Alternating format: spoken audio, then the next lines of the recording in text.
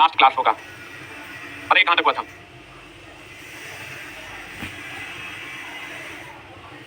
विद्युत घंटी तक। रुकना यार।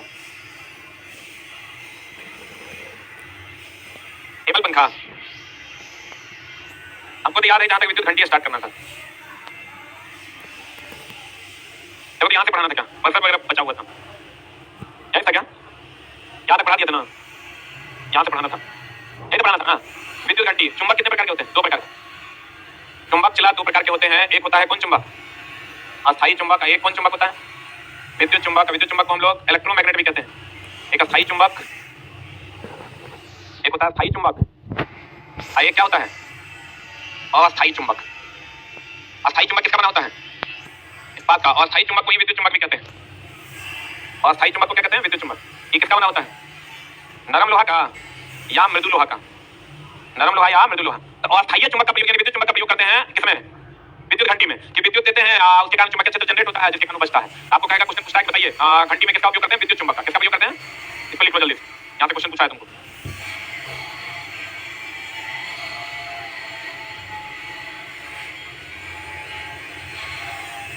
हो गया?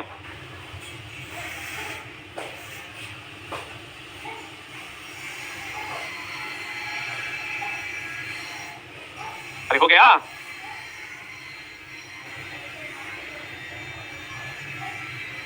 पढ़े पढ़े हो? अब कहते हैं विद्युत घंटी का उपयोग कहां करते हैं? घर में। कहां करते हैं? कार्यालयों, होटलों आदि में। पुकारी घंटी। पुकारी घंटी समझते हो? कॉलिंग बेल के रूप में क्या करेंगे? बोलेंगे यह एक विद्युत यांत्रिक उपकरण है। कौन उपकरण है ये?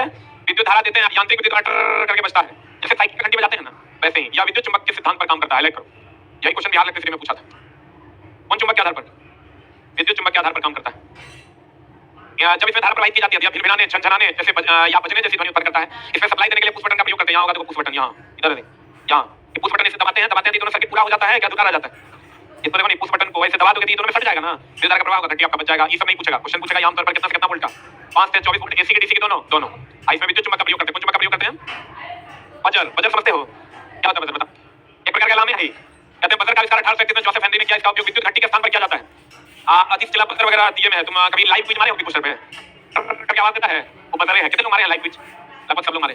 या विद्युत चुंबकीय युक्ति 230 वोल्ट 50 हर्ट्ज जैसी प्रकार का काम तो पहले ही लिखा दिया कि बहुत कितना हर्ट्ज 50 हर्ट्ज, कितना 220 से 240 volt single phase power supply और डेल्टा स्टार के स्टार डेल्टा डेल्टा स्टार, सब में लिखा हुआ है। एक बार पढ़ो कैसे काम हो जाएगा घर के सभी यंत्र में। इसकी संरचना विद्युत घंटी के समान है। या इसकी लोहा की छड़ कितना हर्ट्ज आवृत्ति? 50 हर्ट्ज की आवृत्ति पर ध्वनि में कंपन करती है। उसके बाद बर्गलर अलार्म। बर्गलर अलार्म विद्युत घंटी के समान ही कार्य करता है। इसका उपयोग चोरों से घर की सुरक्षा के लिए किया जाता है। एक प्रकार का सेंसर कर सकते हैं। चोरों से घर की सुरक्षा के लिए हम इसका उपयोग करते हैं। इसी का उपयोग अधिकतर जगहों पर चला। फायर अलार्म में भी लगभग सेम पॉलिसी होता है कि जब हट उसको मिलेगा तो अपने आप बच जाएगा। फायर अलार्म अगर कहीं पर लगा हुआ है, मेरे यहाँ जो लगा हुआ है वो चला अपने आप नहीं बचेगा, उसमें स्विच दबाना पड़ेगा। लेकिन फायर सेंसर अलार्म अगर होगा तो गर्मी पाकर अपने आप, जैसे मान लो कहीं गोडाउन है, गोडाउन में चला आग लग गया है, आप नहीं है तो पता चलेगा। तो जरा सा उसमें धुआं होगा ना तो अपने आप चलेगा, अगल बगल वाले आदमी को पता चल जाएगा। घर की सुरक्षा के लिए हम ये लगाते हैं। बर्गलर अलार्म चोर घर के अंदर प्रवेश करने की कोशिश करते ही स्विच ऑन करके घंटी की आवाज को क्या करता है? चालू करता है। या स्विच दरवाजे, खिड़की, रोशनदान के पीछे लगा होता है। इस स्विच की बनावट ऐसी होती है कि ये दिखाई देता है कि नहीं दिखाई देता? फायर अलार्म यही है। चला फायर अलार्म। एक फायर अलार्म तो मेरा लगा हुआ है लेकिन वो ऑटोमेटिक नहीं है, मैनुअल है। और फायर अलार्म होता है एक इस टाइप का। जरा सा इसको गर्मी मिला, धुआं मिला, विद्युत धारा का प्रवाह होने लगेगा, ये अलार्म आपका क्या हो जाएगा? बच जाएगा। फायर अलार्म एक स्वचालित उपकरण, अपने आप इसको जैसे धुआं मिला ये अपने आप अलार्म बच जाएगा और आग लगने पर तुरंत सूचना देता है। इसका उपयोग भवन, इमारत, प्रयोगशाला, गोदाम में किया जाता है।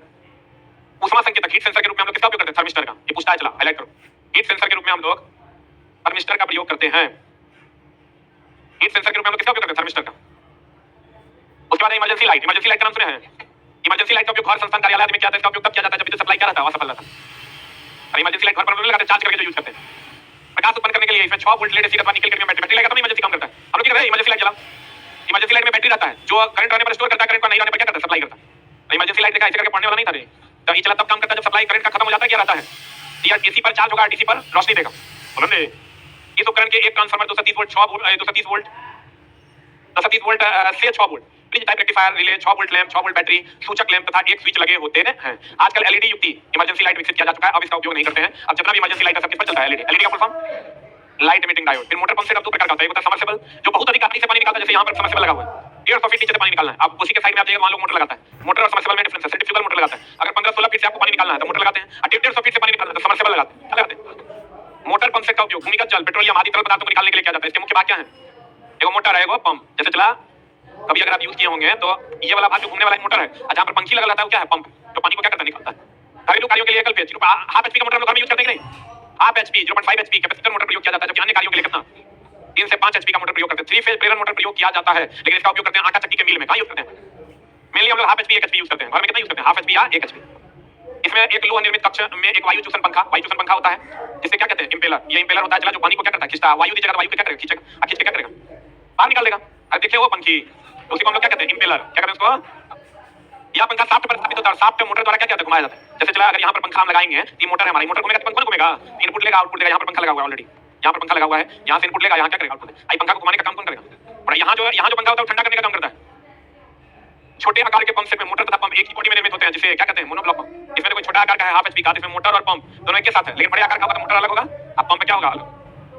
मोनोब्लॉक पंप 2900 आरपीएम पर घूमता है और 160 फीट तक पानी ऊपर उठाता है, जो 1440 आरपीएम पर घूमता है और कितना फीट तक पानी ऊपर उठाता है?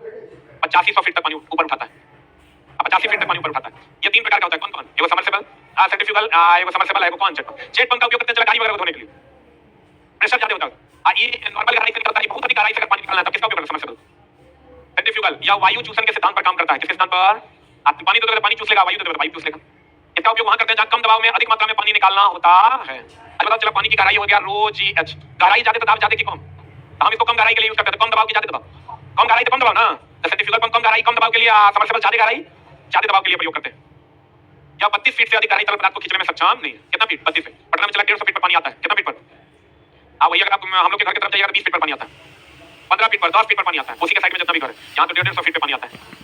एक मोटर करवाने में, यहाँ सबमर्सिबल करवाने में लगभग 30,000 रुपया लेता है और 70,000 से 80,000 के आसपास का सामान लगता है। गांव में हम लोग के यहाँ हमको लगता है 2 से 3,000 रुपया में आराम से जो है, हार्डली 5,000, 1200-1500, 2,000 का चापाकल आता है, 2,000 का वो 1,000 का गड़ैया, 4 घंटे में गाड़ी चल जाता है, 5 दिन तक बोरिंग होते रहता है।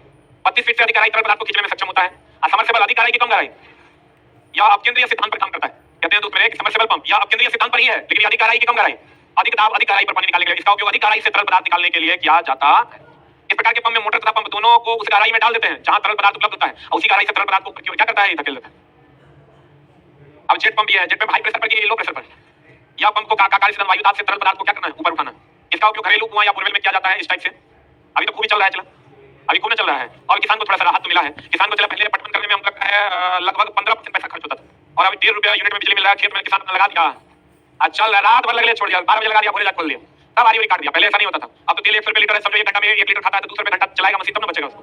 अब चूंकि आप मात्र 1 रुपये घंटा में 1 रुपये पर यूनिट में उसका काम चल रहा है और आप लोग के यहाँ लगता है इलेक्ट्रिक कनेक्शन हो ही गया होगा। अब वो डीजल वाला पंप सब जगह से क्या हो गया? खत्म हो गया। आप कुछ दिनों में तो ये भी देखेगा चला कि हर जगह से डीजल वाला गाड़ी भी खत्म हो जाए। डीजल वाला सिर्फ भारी वाहन में बचेगा, जैसे ट्रक, ट्रैक्टर, फॉर्च्यूनर, यही सब बचेगा, बाकी सब खत्म हो जाएंगे। इसलिए कि भारी वाहन है चला लगभग 3000 एचपी का है, इसके लिए बिजली का कनेक्शन थोड़ा सा गड़बड़ हो जाएगा, नहीं हो पाएगा। लेकिन सीएनजी वगैरह आएगा। कम क्षमता वाला गाड़ी जो होगा ना, वही इलेक्ट्रिक व्हीकल बनेगा, ईवी बनेगा। अधिक क्षमता वाला ट्रक नहीं बनेगा, बस बन जाएगा, ट्रक नहीं बनेगा। बस तो आ भी गया है, बस तो आ भी गया है, लेकिन हो सकता है समय के अनुसार चीजें बदले। और इसका उपयोग घरेलू कुआं या बोरवेल में किया जाता है। इसमें 2 पंप जुड़े होते हैं, एक सक्शन पाइप और दूसरा इंजेक्शन। ये वो खींचता है, दूसरा फेंकता है। महत्वपूर्ण तथ्य, घरेलू उपकरण में सर्वाधिक ऊर्जा खपत कौन करता है? कौन करता है? हीटर। एयर कंडीशनर की क्षमता किसमें व्यक्त की जाती है? लिखिएगा, सिंगल देख के लिखा है, लिखिएगा। 1 टन में 3516 वाट होता है। 1 टन में 3516 वाट होता है। 1 टन में कितना वाट होता है? एयर कंडीशनर की क्षमता कितने में की जाती है? टन। अब देख लो चला एसी में कितना टन का रहेगा, तो कितना एसडब्ल्यूजी या कितना एमएम का तार लेंगे उसका लिस्ट है। देख लो ये सब बढ़िया देख लो, 0.75 टन से लेके 2 टन तक में कितना एसडब्ल्यूजी, 2.5 mm स्क्वायर का तार लेंगे और कितना एडब्ल्यूजी, 14 एडब्ल्यूजी। एडब्ल्यूजी एसडब्ल्यूजी है। उसके बाद कितना एम्पियर, 0.75 टन होगा, 5 एम्पियर। 1 टन होगा, 1.5 टन होगा, 15 टन होगा, तब भी 2 टन होगा, कितना एम्पियर? 15 एम्पियर। इसी हिसाब से 4 mm स्क्वायर या 6 mm स्क्वायर का क्वेश्चन पूछेगा। ये इतना तुम देख लो, 0.75 से 2 तक में कितना mm स्क्वायर, कितना mm स्क्वायर। 4 mm स्क्वायर किसके लिए? 2.5 टन। 6 mm स्क्वायर किसके लिए? 3 टन। ये चला देख लो, बोले तो जितना हीटर है सब में अधिक की कम, अधिक। विद्युत हीटर में सबसे ज्यादा होगा हीटर में। ये चला 2-3 हाईलाइट कर देते हैं जो याद रखना। देखो हीटर याद रखना, प्रेस, गीजर, पंखा, हाईलाइट किया।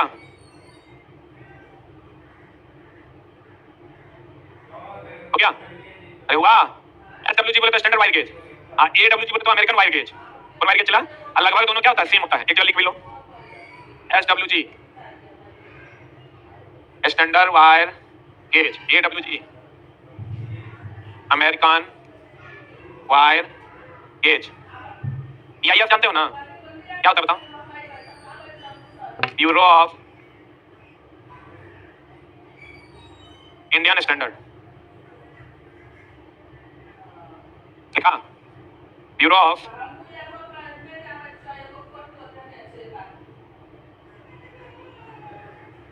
हो गया? ये होता है ISI, देखो ISI होता है पाकिस्तान का, ISI होता है इंडियन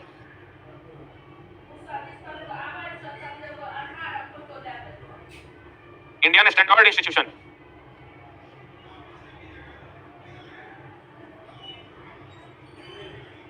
इंडियन स्टैंडर्ड इंस्टीट्यूशन, ठीक है? ISI, BIS बोले तो bureau of Indian standard, AWG बोले तो American wire gauge, American wire gauge, American wire gauge, SWG बोले तो स्टैंडर्ड वायर गेज, SWG ज्यादा होगा तो तार की मोटाई कम, SWG कम होगा तार की मोटाई ज्यादा, क्लियर है? बोलो। अब BIS बोले तो bureau of Indian standard, ISI Indian standard institution. Bharat में मानक पैमाना जो औजार वगैरह का, यंत्र वगैरह का डिसाइड करता है BIS करता है, लिख लो एक लाइन। भारत में औजारों का पैमाना,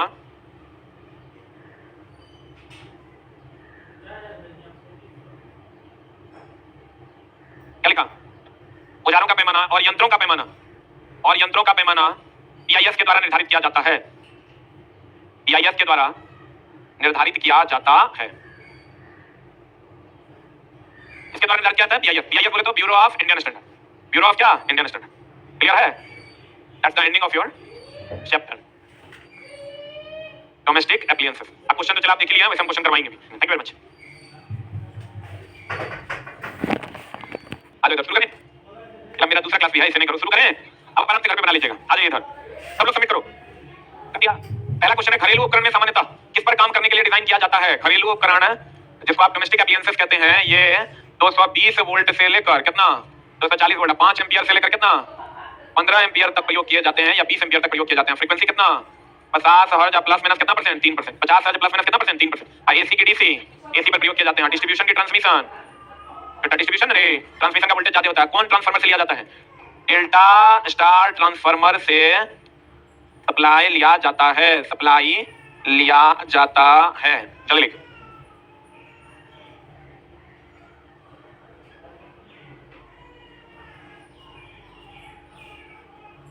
अभी तक के इतिहास का 99% question A to Z exam का हम दे दिए हैं, इससे बाकी क्वेश्चन नहीं पूछा है। वहीं पर जगह हम दे दिए हैं लिखने के लिए, क्वेश्चन में लिखो, पन्ना किधर जाएगा, कॉपी किधर जाएगा, पता नहीं चलेगा।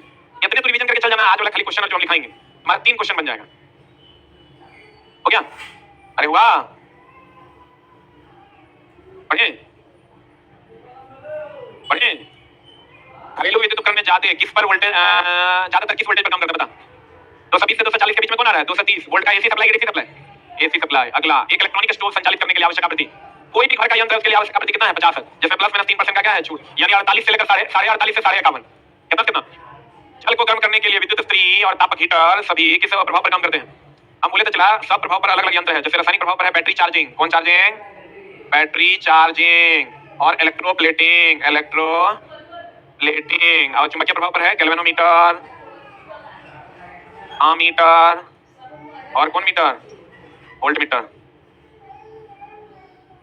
अब उसमें प्रभाव पर कौन कौन आता है? बल्ब, हीटर, गीजर, ये सब उसमें प्रभाव पर आता है। प्रकाश प्रभाव कुछ नहीं है। आंसर बता क्या हो जाएगा? गर्म करने वाला जितना है सब उसमें प्रभाव। उसमें प्रभाव का खोज कौन किया था? रासायनिक प्रभाव का खोज कौन किया था? फेराडे। चुंबकीय प्रभाव का खोज HC ऑरेस्टेड। उसमें प्रभाव का खोज कौन किया था? जूल। हो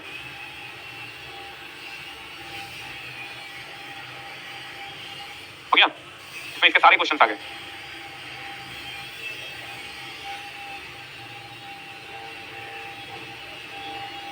हो गया? विद्युत स्त्री में तापमान नियंत्रण के रूप में हम लोग किसका उपयोग करते हैं? थर्मोस्टेट। थर्मोस्टेट का उपयोग करते हैं। किसका उपयोग करते हैं? थर्मोस्टेट में कहेगा ये किस सिद्धांत पर काम, ये क्यों है, क्या होता है इसमें? इसमें होता है द्विधात्विक पट्टी। क्या होता है इसमें? द्विधात्विक पट्टी होता है किसमें? थर्मोस्टेट में। और ये कौन प्रभाव पर काम करता है? ऊष्मीय प्रभाव पर काम करता है। और ये तापमान को क्या करता है? नियंत्रित करता, नियंत्रित करता। ये चला थर्मोस्टेट है, ये थर्मिस्टर, दोनों अलग अलग है। बताओ इसका आंसर क्या होगा? ए की भी किसी, ये थर्मिस्टर का क्या काम है? आगे वो क्वेश्चन डाले हुए हैं इसका, ये क्वेश्चन है ना थर्मिस्टर का। कितना नंबर? 9 नंबर। ये क्वेश्चन का तापमान को नियंत्रित करने के लिए हम लोग थर्मोस्टेट का उपयोग करते हैं। हो गया? अरे हुआ? 9 नंबर क्वेश्चन की अगर हम बात करें, 9 नंबर को क्या करता है? तापमान के साथ, तापमान के साथ किसके साथ दोस्त? तापमान के साथ प्रतिरोध के, गैस के प्रतिरोध के मान में काफी बदलाव होता है थर्मिस्टर के। निचला ध्यान देना, 5 नंबर में थे ना हम लोग। 5 में था ना। थर्मिस्टर के लिए फिर अलग से लाइन लिखना कि तापमान बढ़ने से प्रतिरोध थर्मिस्टर का बढ़ता है। क्या होता है दूसरे? बढ़ता है। इसका प्रतिरोध केल्विन व्हीटस्टोन ब्रिज से नापते हैं। किससे नापते हैं? व्हीटस्टोन ब्रिज का नाम सुना है कि नहीं? इसका प्रतिरोध व्हीटस्टोन ब्रिज से नापते हैं। व्हीटस्टोन ब्रिज से नापते हैं। इसका ताप एक लाइन में समझ लो। इसका ताप प्रतिरोध पर निर्भर करता है। ताप जितना ज्यादा बढ़ेगा प्रतिरोध का मान उतना ज्यादा बढ़ेगा। प्रतिरोध बढ़ेगा धारा का मान कम रे।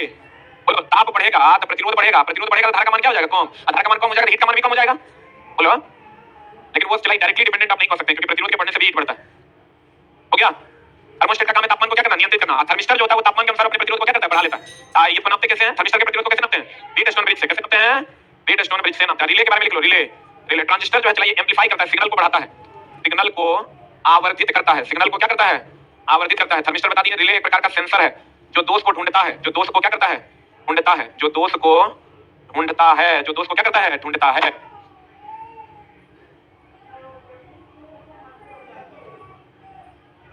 हो गया? पता चला एक विद्युत चालित स्त्री में कुंडली से 4 क्लास ले लेगा। अगर 10 में 10 बनने की संभावना प्रबल हो जाएगा। तुमको भी ये पूछा है और ये हमको पढ़ के जाना है। वही 4 को पीडीएफ 400 क्वेश्चन रिवीजन करके जाना तो काम हो जाएगा। क्या अब बताओ चला चालन किसमें होता है? ठोस में कि द्रव में? संवहन किसमें होता है? द्रव या गैस में ना? द्रव या किसमें? गैस में। और विकिरण किसमें होता है? सूर्य में। और किसमें? भट्ठी में। बताओ आंसर क्या होगा? एक विद्युत चालित स्त्री में कुंडली के बेस प्लेट में, बेस प्लेट होगा तो ठोस की द्रव, तो ठोस का क्या हो जाएगा? चालन द्वारा उसका संचरण होगा। आंसर पढ़े पढ़े हो? आपको ऑलरेडी पता होगा चालन किसमें होता है? ठोस में। संवहन किसमें होता है? द्रव या गैस में। विकिरण किसमें होता है? सूर्य और भट्ठी में। अरे वाह! एक स्वचालित विद्युत प्रेस तापमान नियंत्रण अवयव का नाम क्या है? बदल लेते हैं। तापमान नियंत्रण अवयव का नाम है थर्मोस्टेट। तापमान उत्पन्न करने वाला कौन है? तापमान उत्पन्न करता है कौन? Heating element. हीटिंग एलिमेंट के रूप में कौन? नाइट्रोजन। दोनों में अंतर समझ में आया कि नहीं? ये ताप उत्पन्न नहीं करता है, ताप क्या करता है? नियंत्रण करता है।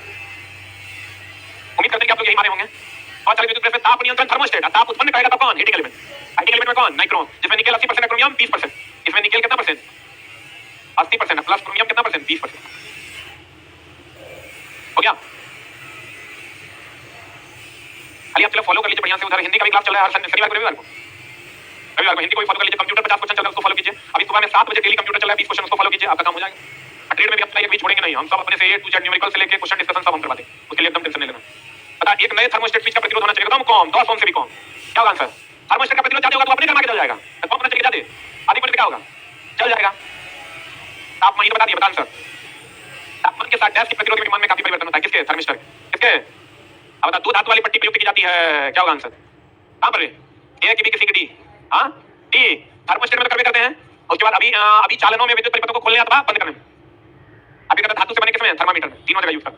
हर की मान का काम कर देगा थर्मोस्टेट।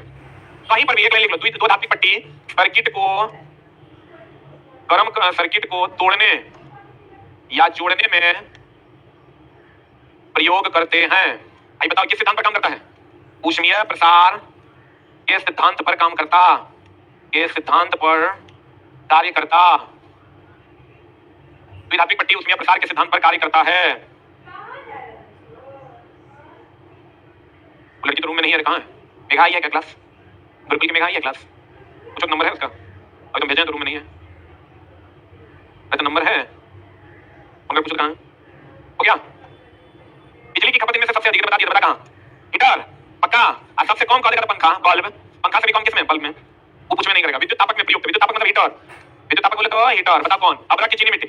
अगर यही कह देगा विद्युत प्रेस, विद्युत प्रेस कह देगा तो अबरक का विद्युत तापक यानी हीटर। विद्युत तापक बोले तो क्या? हीटर। रूम में ही है। जल्दी। हेलो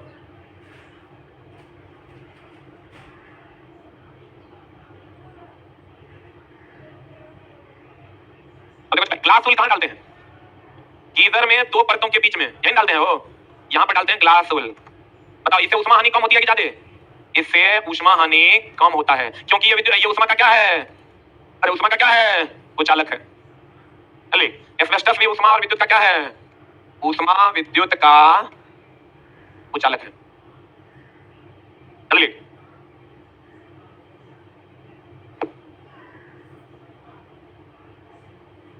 लिखे ग्लास वूल भरा जाता है 2 हीटर की 2 दीवारों के बीच में। अगर हम चलें अरे चले, अगला बता, बिजली का हीटर तैयार करने के लिए तार उपयोग किया जाता है, कौन दे? नाइक्रोम। नाइक्रोम और टंगस्टन का प्रतिरोध और गलना, प्रतिरोध एंड गलना क्या होता है? कुछ होता है ना, नाइक्रोम और टंगस्टन का प्रतिरोध गलना क्या होता है? कुछ। नाइक्रोम हीटिंग एलिमेंट है कि लाइटिंग एलिमेंट है? कौन एलिमेंट है? हीटिंग एलिमेंट है। इसका गलनांक कितना होता है? अरे गलनांक होता है इसका 1400 डिग्री सी। या काम कितना पर करता है? काम करता है कितना? 900 डिग्री सी अप्रॉक्स। टंगस्टन इसका गलनांक कितना होता है? 3380 डिग्री सी।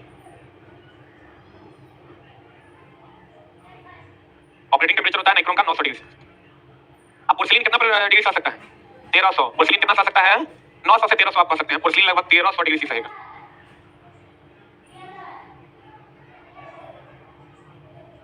बढ़े?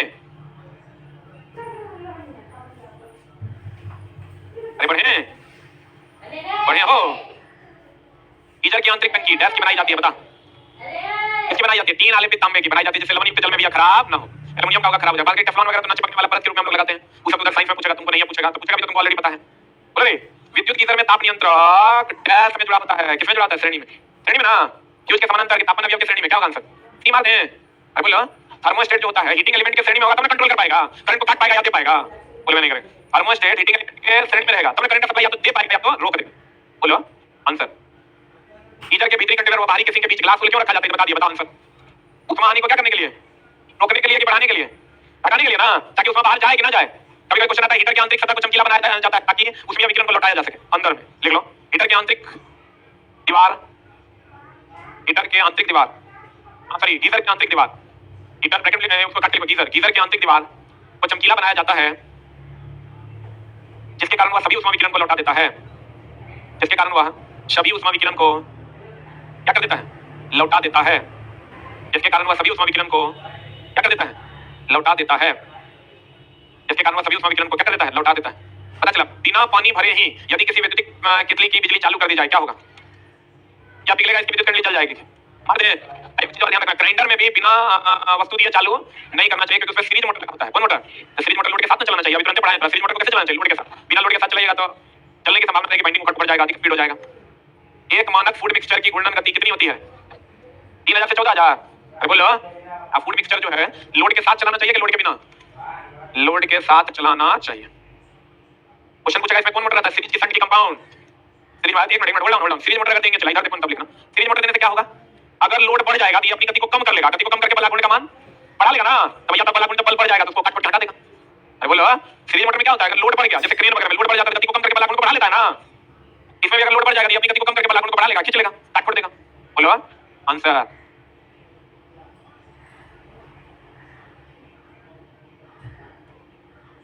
बता, यदि मिक्सर की मोटर की धातु केस के वाइंडिंग के साथ इलेक्ट्रिक संपर्क में आ जाए तो वाइंडिंग कैसी हो जाएगी? एक और है, यदि मोटर के धातु केस, ये धातु का केस है, ये वाइंडिंग है, धातु का केस बोलो, फ्रेम बोलो या क्या बोलो, यॉक बोलो, ये तो चला कंप्लीटली ग्राउंडेड ना होता है रे। क्वेश्चन कर रहा है, यदि मिक्सर के मोटर की धातु केस, ये धातु केस वाइंडिंग के साथ इलेक्ट्रिक संपर्क में आ जाए, ये संपर्क में आ जाए, ये संपर्क में आ जाए, तो क्या होगा? क्या हो जाएगा? ग्राउंडेड हो जाएगा। ग्राउंडिंग क्यों करते हैं? ऑपरेटर की सुरक्षा के लिए। ग्राउंडिंग का तार मोटा कि पतला? मोटा। अब मोटा होगा क्षेत्रफल ज्यादा, क्षेत्रफल ज्यादा तो प्रतिरोध कम, प्रतिरोध कम तो धारा का प्रवाह तेजी से हो जाएगा। बोलो हो गया? अब शॉर्ट सर्किट में बताओ धारा का मान महत्तम, ओपन सर्किट में धारा का मान 0। लूज कनेक्शन होगा, चला तो स्पार्किंग की संभावना बनेगी।